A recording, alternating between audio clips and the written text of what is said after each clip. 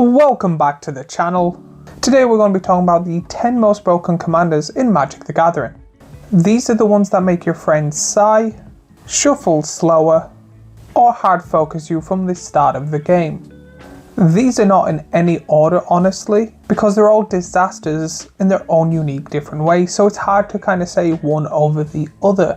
These are just 10 kind of randomized, talking about why they're absolutely broken and a lot of people hate them. So let's get into the commanders that bend, break, and absolutely shatter the game.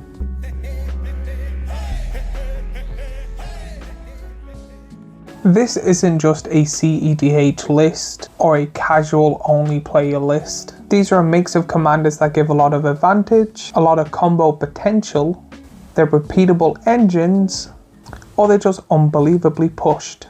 You have definitely seen some of these commanders, and if you haven't, your playgroup might be nicer than mine.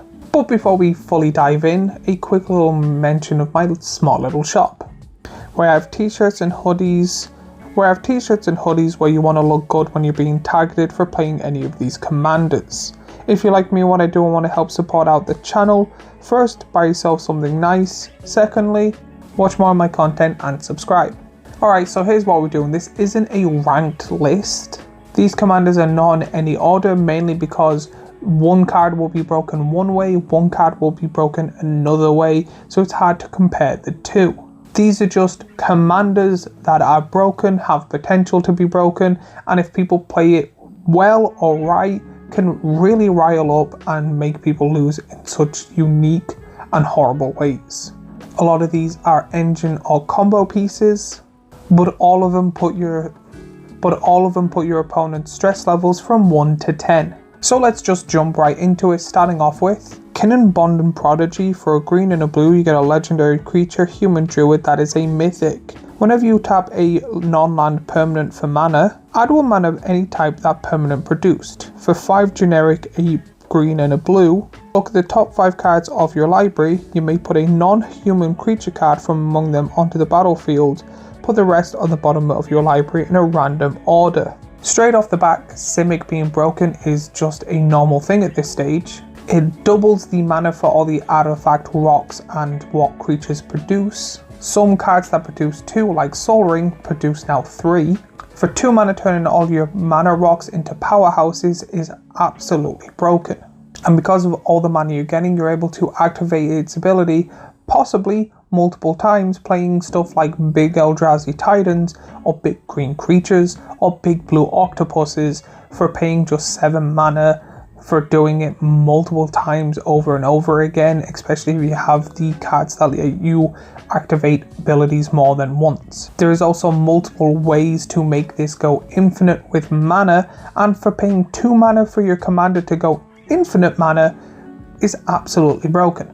Corvolt Fakehurst King. For 2 generic, a black, a red, and a green, you get a legendary creature, Dragon Noble, that is a mythic, has flying.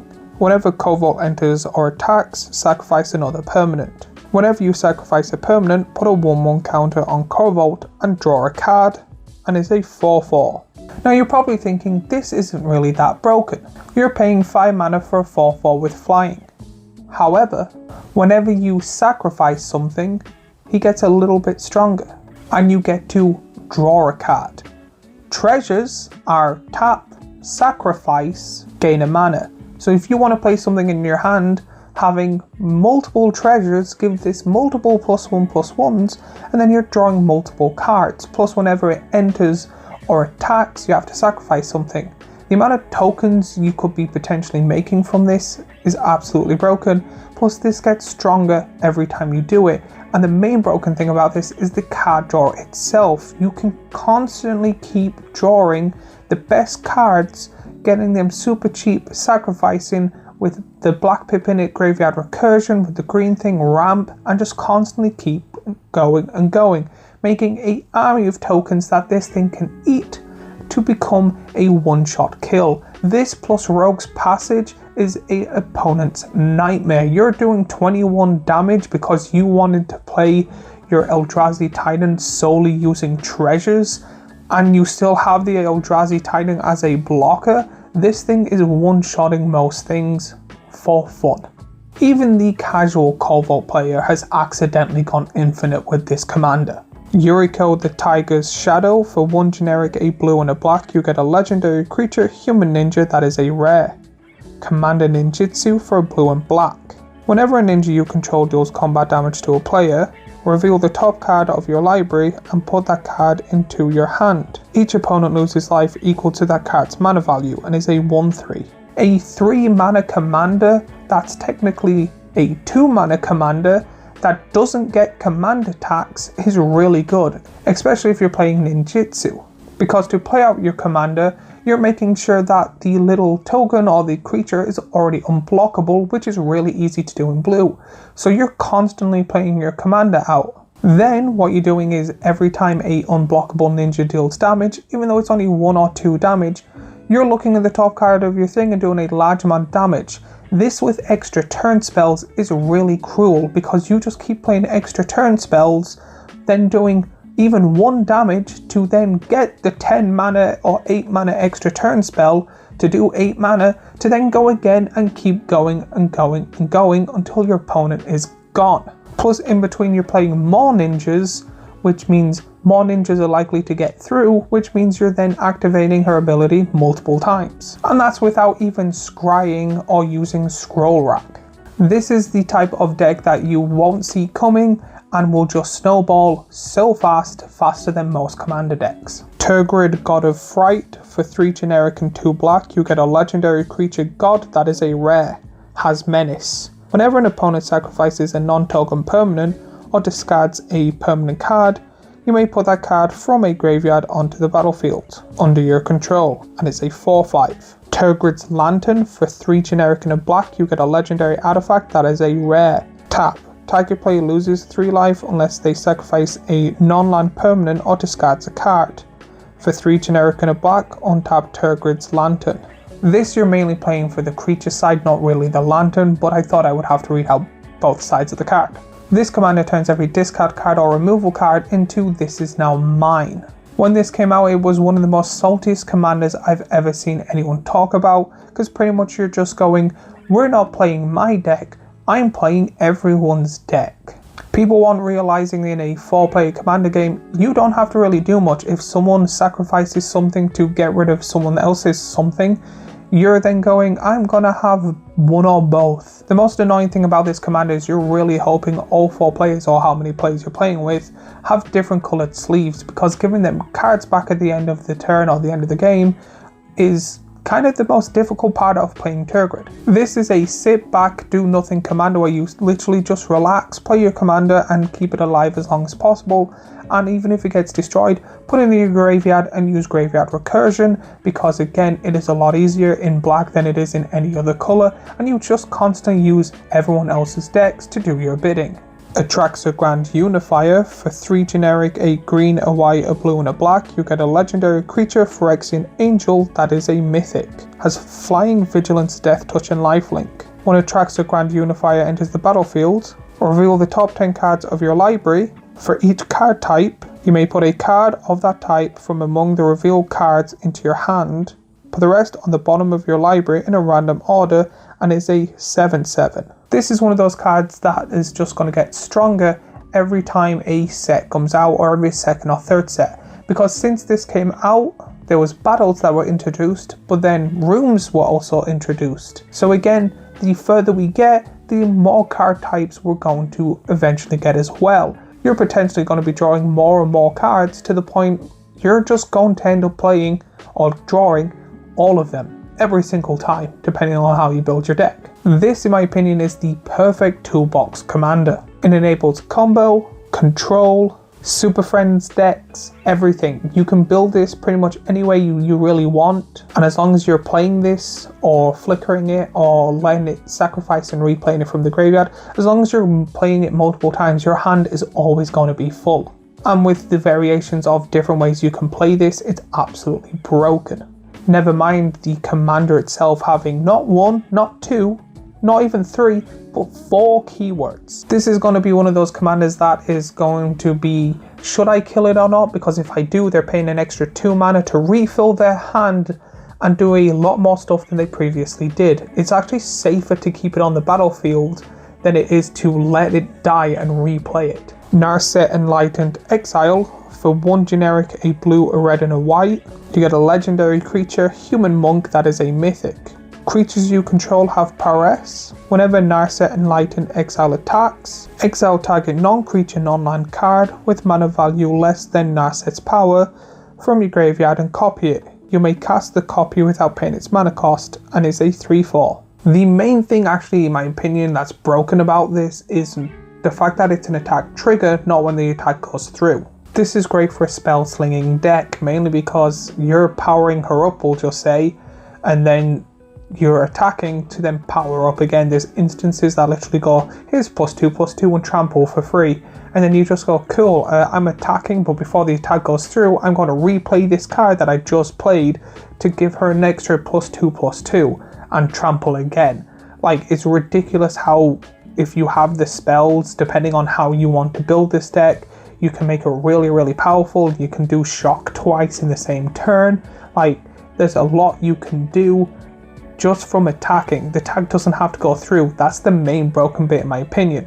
And then all your creatures having Power S2, which is then you're casting a spell, they're getting +1/+1, you're then attacking with it, and then they're all getting +1/+1 again because you're playing the same card you just played, or you're playing a card from a previous turn. Now that she's powered enough, you can do it. So the more powerful she becomes, you can get to the point where you're playing extra turn spells and making sure no one does nothing for the rest of the game. She turns combos into Stormlight. She can generate instant advantage out of nowhere super fast. That if you're not paying attention even for a turn or two, you are going to go from, they done a shock to, oh my god, they're playing the same extra turn spell over and over again. Oh, an extra combat spell after you've just played the extra turn spell. Cool, I don't know what I'm going to do anymore, so I'm just going to kind of exile your commander. Oh, you've already attacked and picked that she's untouchable. You've just played a hexproof instant out of nowhere. Great, this is going to be fun now. She's one of the strongest Jeskai commanders probably in Magic the Gathering. The Gitrog monster. For 3 generic, a black and a green, you get a legendary creature, Frog Horror, that is a mythic. Has Death Touch. At the beginning of your upkeep, sacrifice the Gitrog monster unless you sacrifice a land. You may play an additional land for each of your turns. Whenever one or more land cards are put into your graveyard from anywhere, draw a card, and is a 6/6.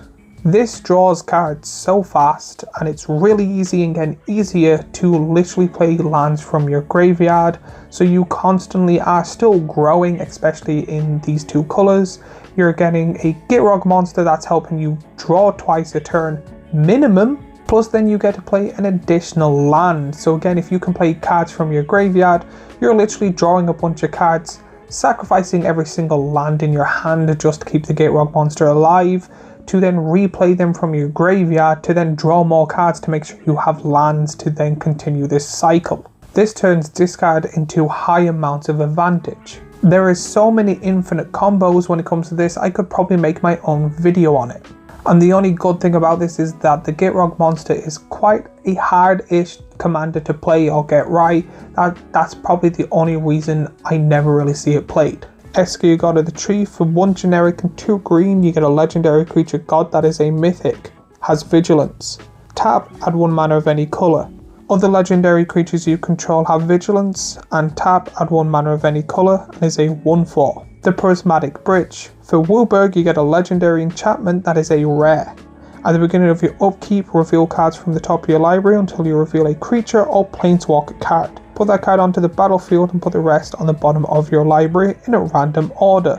A free creature / planeswalker on each of your upkeeps, which this is a Wooburg commander, so you can literally have any broken creature or any single broken planeswalker in the deck. Now again, it depends how you build. If you want to build a very creature heavy deck, you can, but you can also build a very legendary heavy creature deck, which is a completely different playstyle. Or you can just play Super Friends with a bunch of planeswalkers and just have a lucky dip of which one you're going to get. There's not much when it comes to this deck. It's literally play ramp, play bridge, then chaos. It is the perfect big massive bomb. It's casual but also horrifying at the exact same time. Niv Mizzet Param.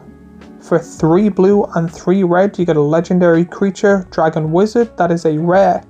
This spell can't be countered. Flying. Whenever you draw a card, Niv Mizzet deals 1 damage to any target. Whenever a player casts an instant or sorcery, you draw a card, and it's a 5/5. The hardest thing about this commander is paying the 6 mana for it, for the 3 red and 3 blue. However, other than that, this deck just literally wins on its own, pretty much. The hardest thing about this commander is the 6 mana, the 3 blue, 3 red, but second you get it played, it is a start of an engine that is so beautiful, it blinds every one of your opponents, because you literally just get to sit there and go, if you do anything, you're going to die. One thing I love about commanders is when they're uncounterable, because again, a lot of people still go, cool, you play your commander counter, and you're like, you go, it can't be countered, which is really good. It's a flying 5/5 in Izzet. So again, with the red you get to power it up, with the blue you make it unblockable, and then you're doing quite a lot of damage. Plus this itself is doing the 1 damage, so if you somehow give it lifelink, you're gaining life. If you're doing red sources that do double and triple damage, you're gaining a lot of life. Then if any of your opponents play an instant or sorcery, you draw a card and then get to target something. Then there's also a load of cards that everyone gets to draw 2 cards.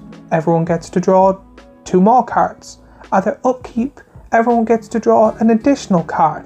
Oh, each opponent gets to draw a card, or each player gets to draw a card, and then there's spells that target player draws X cards. So you're constantly going, cool, I'm going to be making sure everyone draws their entire deck, while also everyone losing their entire life.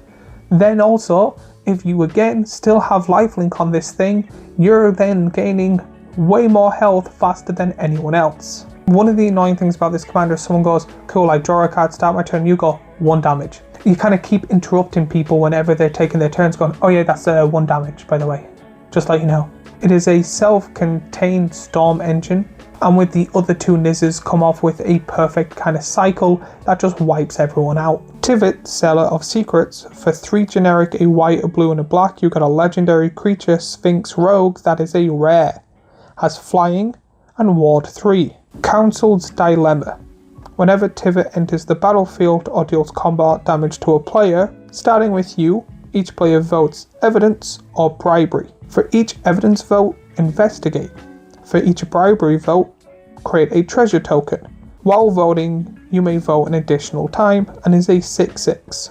This is a commander that is quite hard to kill with the ward cost. However, literally every time you play this card or you attack with it, you get 2 treasure tokens before anyone else gives you treasure tokens. They're probably all going to pick investigate. However, it's the main thing that makes it broken is you get the additional vote. Voting cards are rather really rubbish or absolutely broken. And if you play the absolutely broken ones, you then get a second vote. So you get to pick the broken thing twice. This is one of the best value engines in Esper. You make clues or treasures, which will help you enable more combos, but it's also a really good political tool where you get to help out and talk with your opponents on how kind of fast you're going to win the game. This is a CEDH deck even at a mid-tier level. When it comes to this, all of these are broken in their own various different ways. Some win through value, some will through combo engines, some through just raw power. None of these are unbeatable, but they're kind of the cards that your opponents go, we need to get rid of that fast. And if you ever play any of these at a commander table, you kind of have to say, I've built it so it's not broken, I just wanted the colors or something, or people will focus you down. Magic is full of broken commanders, so if you think there's any more I should have put in or any that I missed, let me know in the comments down below. Whether you love these or hate these, if you have any of these as a deck on Moxfield or anything like that, link them down below. I always love to see people's decks. But as always, thank you for watching. If you like this video, I have last week's Magic the Gathering video here, a playlist of all the Magic videos I make here, and a subscribe button here, and I shall see you all in the next video.